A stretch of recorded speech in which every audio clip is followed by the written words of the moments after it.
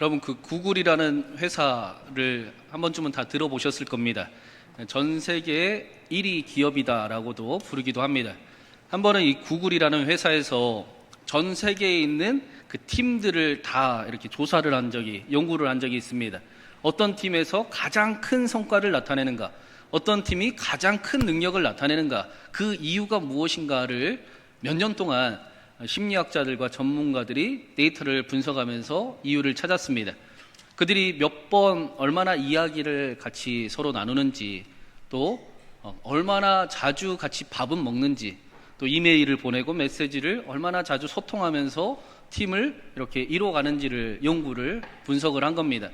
그리고는 가장 효과적인 능력을 나타내는 그 팀, 가장 좋은 결과를 나타내는 그 팀이 한 가지 공통점이 있었던 거예요. 중요한 요소를 발견하게 됩니다.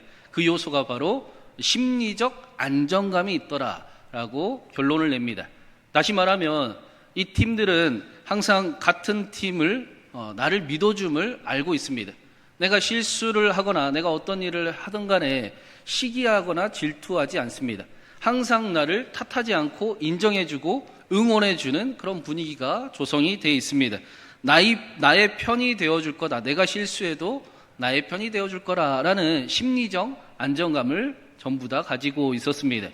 마치 우리의 가정과 같이 언제나 나를 믿어주는 그런 심리적 안정감을 가진 그 팀이 가장 최고의 결과와 또 능력을 나타내더라라고 이야기를, 연구의 결론을 낸 겁니다. 이러한 그 구글의 판단과 그 연구의 결과가 맞다면 초대교회는 세상에서 가장 완벽하고 이상적인 공동체였다고 할 수가 있습니다. 우리가 지난주에 말씀을 나눴듯이 초대교회는 사랑할 거냐 말 거냐를 결정하지 않았습니다. 어떻게 우리가 사랑할 거냐, 어디까지 우리가 사랑할 수 있을까를 고민하고 사랑할 수 있는 방법을 찾는 공동체가 바로 초대교회 공동체였습니다. 그 일은 결코 쉬운 일이 아니었습니다. 신앙 앞에서도 쉽지 않았습니다. 자신들의 생명이라고 여겼고 목숨이라고까지 지키려 했던 것들을 내려놓아야 하는 그런 결정의 앞에 있었습니다. 하나님 앞에서 자신들이 그 존재보다 더 소중하게 여겼던 율법과 또 할례를 내려놓아야 하는 신앙의 큰 변화 앞에 그들은 서 있었습니다. 뿐만 아니라 믿음 차원에서 뿐만 아니라 일상의 생활 가운데도 너무나 이방인들과는 다른 사람들이었습니다. 서로 사실은 함께할 수가 도저히 없는 사람들이었습니다. 살아온 배경이 달랐고 생각하는 가치관이 달랐고 살아가는 방법이 전혀 달랐습니다. 아라고 이야기하면 어라고 듣는 사람들이 함께 모여 있었습니다. 의사소통이 되기보다는 오해가 생기기가 쉬운, 오히려 우리는 갈라지는 게 맞다라고 생각하기 쉬운 그 사람들이 함께 하나가 되는 방법을 찾는 곳이 바로 초대교회였습니다. 초대교회는 서로의 다름을 인정하기로 결정했습니다. 서로를 예의를 갖춰서 대하기로 결정을 했습니다. 서로를 존중해 주기로 결정을 했습니다. 서로 간의 다름과 또 실수를 탓하지 않고 오히려 힘이 되어서 함께 일어날 수 있는 방법을 찾고 고민하고 어떻게 우리가 계속 사랑할 수 있을까를 찾는 곳이 바로 초대교회였습니다. 그리고 구글의 연구 결과가 사실인 것처럼 초대교회는 최고의 능력을 나타냈고 엄청난 변화를 가져왔고 그 초대교회가 세계의 역사를 완전히 뒤바꿔 놓았다. 세계를 변화시켰다. 큰 능력이 나타났다라는 사실을 우리가 사도행전을 통해 보고 있습니다. 우리에게 그 소중한 가장 작은 공동체인 가정도 마찬가지일 겁니다. 여기에 계신 분들 중에 한 분도 행복한 가정을 꿈꾸지 않고 또 가정을 지키려고 애쓰지 않은 분은 없을 줄로 믿습니다. 그런데 모두가 공통적으로 이야기하겠지요. 가정을 지키려면 사랑이 가장 중요하다. 그 사랑은 사랑해라는 그 정도의 말로 이루어지는 것이 아닙니다. 그 사랑은 추상적인 느낌의 나는 언제나 사랑해라는 그런 개념도 아닙니다. 그 사랑은 서로를, 상대방을 인정해주는 말입니다. 상대방을 존중해주고 예의를 갖추는 행동입니다. 서로의 다름을 인정할 수 있는 힘이 있고 또 서로의 실수를 보듬어 줄 수 있는 그런 믿음이, 안정감이 있는 사랑입니다. 당연히 이 공동체 안에 이 사랑을 나누려면 어떤 힘을 얻는 사람이 그 일을 행해야 할 것입니다. 어떤 능력을, 여유를 가지고 있어야 할 것입니다. 사랑할 수 있는 넉넉함을 가지고 있어야 그 사랑을 실천해 나갈 수가 있습니다. 오늘 말씀에도 그렇게 초대교회 공동체에 어떤 사람들이 있었는가, 도대체 어떤 인물들이 있었는가를 대표적인 한 사람을 통해 우리에게 보여주고 있습니다. 우리 먼저 12절 13절을 한번 같이 읽어보겠습니다. 12절 13절입니다. 온 무리가 가만히 있어 바나바와 바울이 하나님께서 자기들로 말미암아 이방인 중에서 행하신 표적과 기사에 관하여 말하는 것을 듣더니 말을 마침에 야고보가 대답하여 이르되 형제들아 내 말을 들으라. 예루살렘 교회의 최초의 회의는 바울과 바나바의 1차 선교여행 이야기를 들었습니다. 하나님께서 행하신, 그들을 통해 함께 행하신 놀라운 일을 들었습니다. 그리고 마치 결론을 내듯이 베드로가 일어서서 주 예수의 은혜면 충분하다라고 이야기를 했습니다. 그러면 교회는 이제 결론을 내도 해답을 결정해도 될 것 같습니다. 충분히 예수님의 수제자라고 불렸던 베드로는 그럴 만한 자격과 또 능력과 권위를 가진 인물입니다. 그런데 오늘 말씀에 보니까 베드로보다 더 권위를 마치 가진 사람처럼 베드로 뒤에서 일어나 이야기하는 인물이 나옵니다. 바로 야고보입니다. 심지어 야고보는 형제들아 내 말을 들으라 라고 이야기하면서 마치 교회에 결론을 내는 것 같이 이야기를 합니다. 여기 나오는 야고보는 예수님의 동생 야고보입니다. 성경에 야고보가, 유명한 야고보가 3명이 나오는데 첫 번째 야고보가 우리가 잘 알고 있는 세베대의 아들이자 사도 요한의 형제인 야고보, 예수님의 제자인 야고보. 그리고 두 번째는 알페오의 아들인 예수님의 또 다른 제자인 야고보. 그리고 오늘 말씀에 나오는 예수님의 동생 야고보가 나옵니다. 야고보서를 쓴 사람이 바로 예수님의 동생, 오늘 말씀에 나오는 야고보입니다. 이 예수님의 동생 야고보는 원래 예수님을 믿지 않는 사람이었지요. 예수님을 인정하지 않는 사람이었습니다.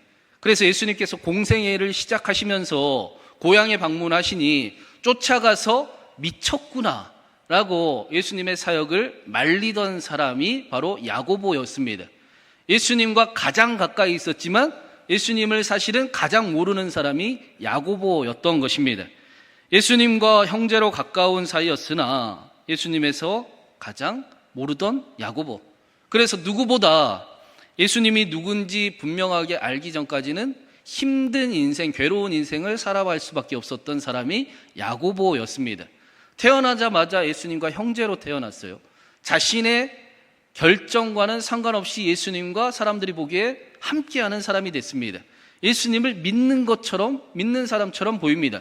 그래서 예수님 때문에 똑같이 취급당하여 손가락질을 당해야 했고, 괴로움을 당해야 했고, 또 심지어는 예수님 때문에 부끄러워 숨어 지내야 하기도, 두려워 숨어 지내야 하기도 했습니다. 그런 야고보에게 마치 그 사도 바울을 예수님께서 찾아가신 것처럼 부활하신 예수님이 야고보를 찾아가십니다. 고린도전서 15장에 보면 사랑하는 동생 야고보를 부활하신 예수님이 직접 찾아가 친밀한 이야기를, 개인적인 모습을 그에게 보여주셨다라고 말씀을 합니다. 그리고 부활하신 예수님이 찾아오신 뒤로는, 예수님께서 하나님의 아들이심을 알게 된 뒤로는 야고보가 누구보다 앞장서서 예수님을 따르는 삶을 살아갑니다. 오늘 말씀에도 예루살렘 교회의 초대 지도자의 역할을 감당했다라고 말씀을 합니다. 예수님을 누구보다 앞장서서 그 순교의 현장 앞에서도 두려워하지 아니하고 헌신을 주저하지도 아니하고 가장 앞장서서 예수님을 따르던 사람이 바로 야고보였습니다. 야고보서에 야고보는 자신을 예수님의 종이다라고 고백을 해요. 사도 바울도 자신을 예수님의 종이다라고 고백을 하지만 사도 바울과 고백이 깊이가 같을 수가 없습니다. 야고보의 고백은 훨씬 더 깊습니다. 여러분, 우리가 모르는 사람끼리 있다가 그에게 존경을 고백을 하고 그가 너무 좋아져서 따르고 싶어서 내가 당신을 따르겠습니다, 내가 당신의 종입니다 라는 말은 가끔 또 쉽게 할 수 있습니다. 그런데 야고보는 예수님과 형제였어요. 예수님을 너무나 잘 아는 사람이었습니다. 이때까지 함께 생활해오던 동생이었습니다. 그런 그가 예수님을 보고 형님이 이제부터 나의 주인입니다, 내가 예수님의 종이 되겠습니다 라는 말은 쉽지 않습니다. 정말 자신의 삶을 전체를 바꿀 정도의 엄청난 사건이 아니고는 자신의 형님 예수를 보고 예수님이 나의 주인이시고 내가 예수님의 종이 되겠습니다 라고 말하기는 쉽지 않은 일입니다. 그런데 그 엄청난 일이 야고보에 나타났다라는 것입니다. 야고보에게 자신의 형을 당신이 나의 그리스도, 나는 당신의 종이라고 말할 수 있는 사건이 나타났다라는 것입니다. 야고보는 부활하신 예수님을 보고 나서 하나님과 예수님이 하나다라고 믿었습니다. 예수님께서 나를 사랑하셔서 나를 찾아오시고 그 능력을 보여주신 예수님이 하나님이다라고 믿었습니다. 나를 찾아오신 분이 하나님입니다. 나를 사랑하는 분이 하나님입니다. 나를 책임지는 분이 하나님입니다. 나와 함께 하시는 분이 하나님이십니다. 나와 함께 하시는 분이 능력이 있으십니다. 그 고백이 예수 그리스도의 종이다라는 고백으로 나온 것입니다. 그래서 야고보가 14절 15절에 이런 말씀을 전합니다. 우리 14절 15절도 한번 같이 읽어보겠습니다. 하나님이 처음으로 이방인 중에서 자기 이름을 위할 백성을 취하시려고 그들을 돌보신 것과 시므온이 말하였으니, 여기 이 시므온은 베드로를 이야기하는 겁니다. 베드로의 이름이 시몬이었잖아요. 베드로가 고넬료 사건을 먼저 일어나서 예루살렘 회의에서 이야기를 했습니다. 이방인들을 하나님이 구원하신 것과 이방인에게도 성령을 부으신 것을 베드로가 전했습니다. 그런데 야고보는 그것을 보고 이방인에게 구원을 베푸시고 이방인이 성령을 받은 것도 중요하지만 우리가 구원을 받았고 우리가 성령이 임하신 것도 중요하지만 그것이 더 중요한 일은, 더 알아야 될 일은 그 일이 바로 하나님이 우리를 돌보신 일이다라고 말씀을 합니다. 이 돌보다라는 이 단어가 돌보다, 지키다, 보호하다, 그 신의 행위를 나타내는 헬라어 단어입니다. 하나님의 보호하심, 하나님의 지키심을 이야기하는 단어입니다. 또 특별히 이 단어는 병든 자, 연약한 자, 고통 중에 있는 자를 방문하는 것을 의미하는 단어입니다.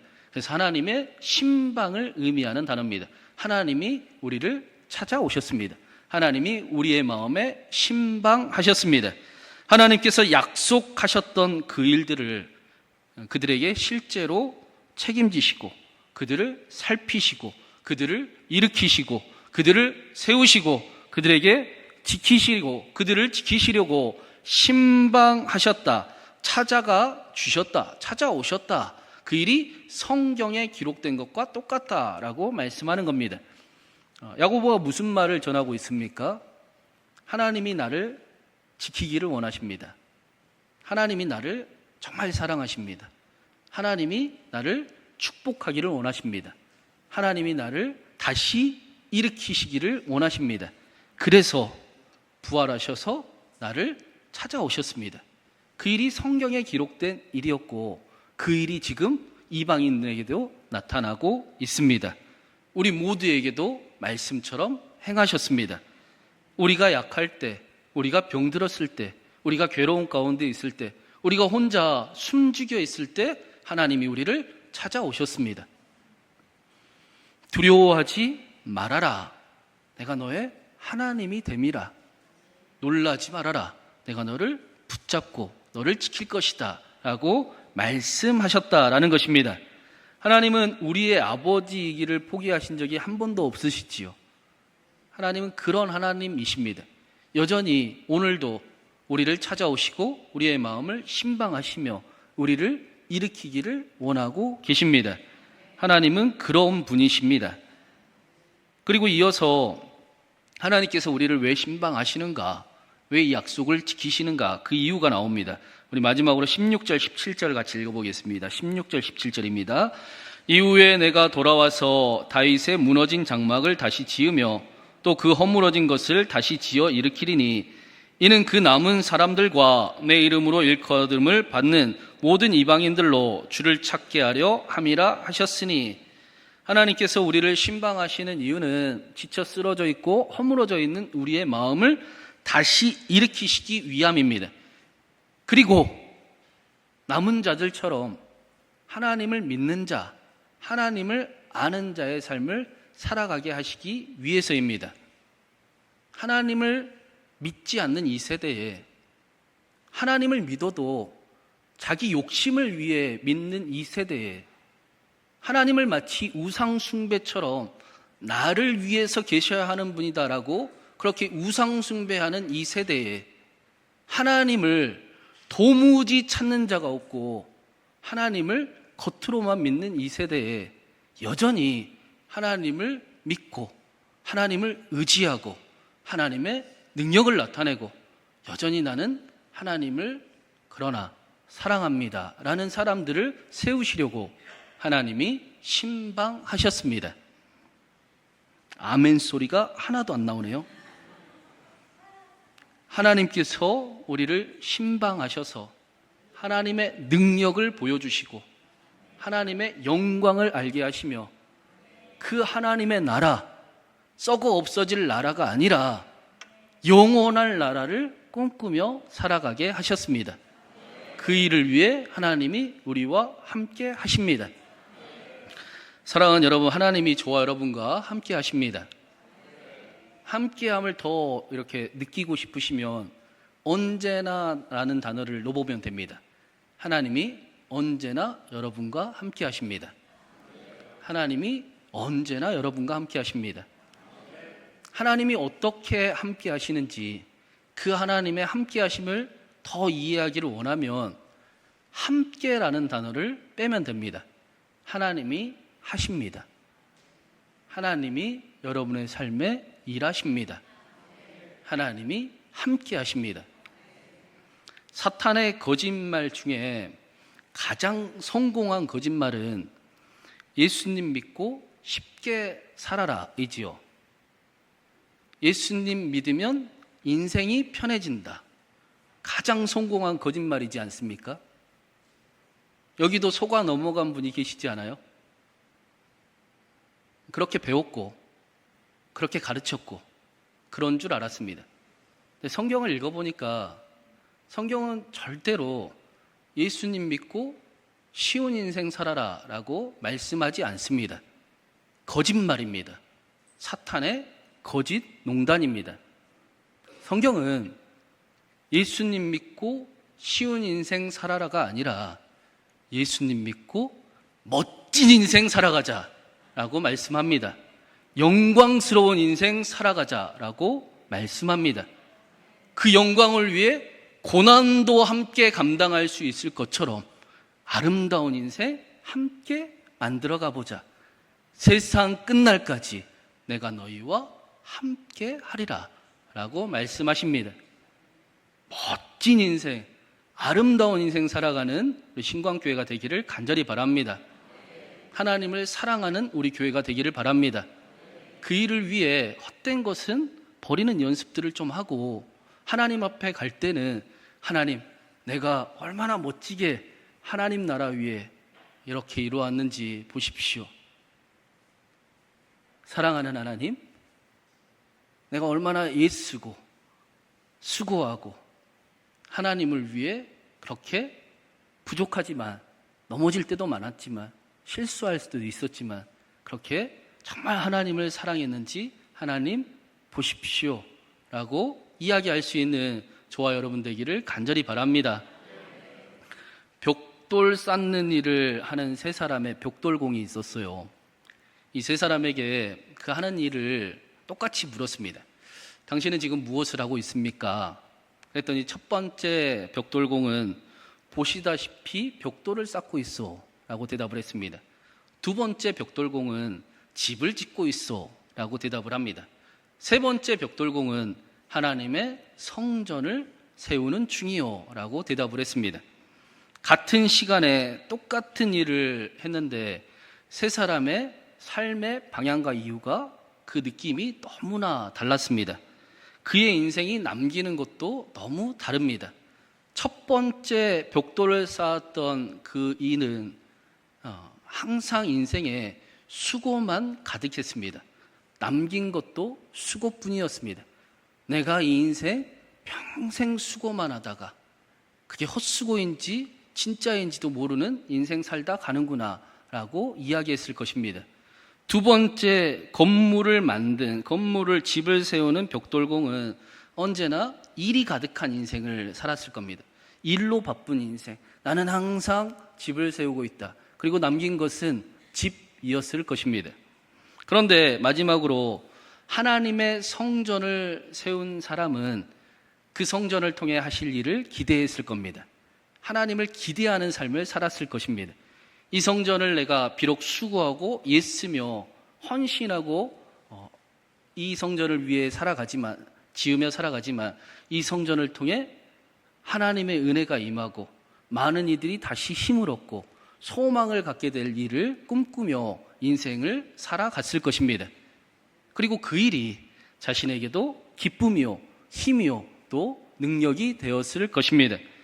똑같은 시간, 똑같은 일을 하고 똑같은 인생을 살아가는데 하나님을 아는 사람, 하나님과 함께하는 인생은 전혀 달랐던 것입니다. 여러분은 어떤 삶을 살아가고 계십니까? 일을 하고 계십니까? 집을 짓고 계십니까? 하나님께 나아가고 계십니까? 하나님께서 아들 예수 그리스도를 통해 우리에게 쉬운 인생이 아니라 영광스러운 인생을 허락해 주셨습니다. 우리를 통해 아름다운 일을 감당하게 하실 것입니다. 그 길에 때로는 고난도 있지요. 어떻게 우리 인생에 어려운 일을 안 만날 수가 있겠습니까? 우리가 생각지 못했던 일들도 때로는 만납니다. 그러나 예수 그리스도 안에서 우리는 그것을 이길 힘을 가지고 있습니다. 우리는 그 일을 통해 더 영광스럽게 변해갈 연단될 우리 자신을 바라볼 믿음도 가지고 있습니다. 그리고 하나님께서 우리를 통해 그 영광스러운 일을 우리의 가정과 우리의 삶의 자리에 이루어 가심을 우리는 보게 될 것입니다. 지금은 돌아가셨지만 그 강남 세브란스의 이희대 박사님이라는 분이 계셨습니다. 이 박사님이 그 국내 최고의 유방암 전문의이셨어요. 그리고 1년에 600명의 환자를 수술하시는 그런 대단한 그런 의사이기도 하셨습니다.